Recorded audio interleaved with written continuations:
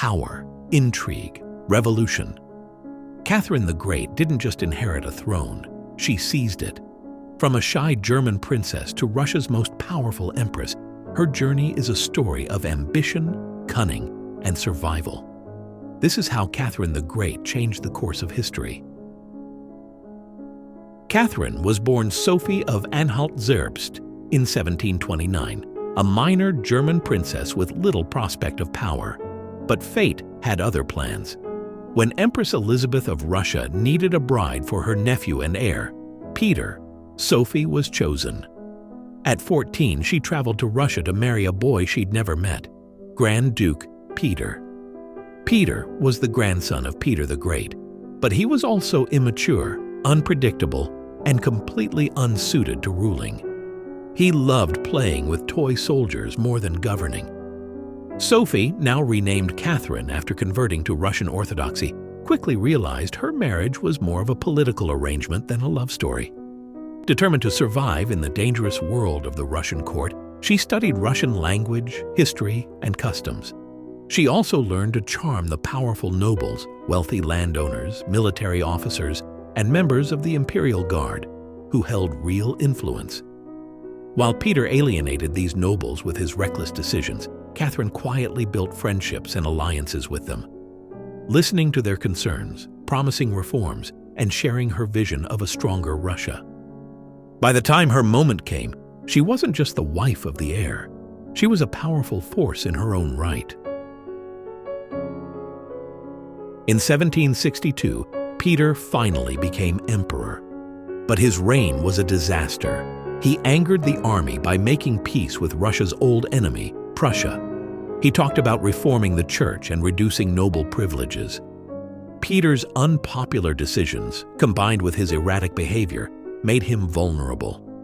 Meanwhile, Catherine worked behind the scenes. She gained the loyalty of the Imperial Guard, especially the elite regiment stationed in St. Petersburg.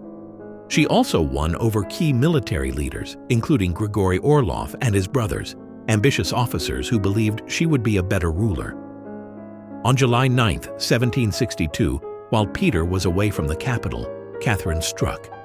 Backed by the Guards and Orlov's troops, she marched to the Winter Palace and declared herself Empress of Russia. Peter was forced to abdicate without a fight. Days later, he was found dead under mysterious circumstances. Many believe he was assassinated to secure Catherine's rule. In less than a week, Catherine had gone from a powerless foreign princess to the most powerful woman in Russia. Catherine didn't waste time consolidating her power. She envisioned a modern, enlightened Russia, and she was determined to make it happen.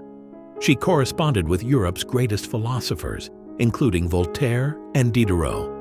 She read about Enlightenment ideas like reason, justice, and education, and tried to bring them to her empire. She reformed Russia's bureaucracy, making government more efficient. She reorganized the provinces to give local officials more authority and reduce corruption. She supported education by founding new schools, including the Smolny Institute, Russia's first state school for girls. She also promoted arts and culture, bringing European artists, architects, and thinkers to her court. But Catherine was no fool. She needed the support of the powerful nobles who had helped her rise to power. To keep them loyal, she gave them more control over their land and the peasants who worked it. Serfdom actually expanded during her reign, even though it went against Enlightenment ideals. When a massive peasant uprising led by Yemelyan Pugachev threatened her rule, Catherine responded harshly, crushing the rebellion and executing its leaders. She proved she was both an enlightened ruler and a ruthless one when necessary. When Catherine died in 1796, she left behind an empire larger and stronger than ever before. She had expanded Russian territory into Crimea and Poland, making Russia a key power in European politics. She turned Petersburg into a dazzling European-style capital, full of palaces, theaters, and academies. Under her rule, Russia became known not just for its military might, but also for its culture and sophistication. But her legacy is complicated. She was a champion of Enlightenment ideas, yet she upheld and even strengthened serfdom. She called for justice and fairness, yet she crushed anyone who threatened her power. Today, Catherine the Great is remembered as one of the most powerful women in history. A woman who defied expectations, seized power, and changed an empire. In Russia, she's often celebrated as a powerful, modernizing ruler who brought Russia into the European spotlight. Her reign is remembered for territorial expansion, cultural growth, and political reforms. But in Ukraine and other parts of Eastern Europe, her legacy is more complex. Her expansionist policies and the annexation of lands like Crimea are viewed by some as the beginning of Russian imperial domination. A legacy that still shapes geopolitics today. So, what do you think? Was Catherine a visionary or an imperial conqueror? Let us know in the comments below, and don't forget to like and subscribe for more stories of history's most legendary figures.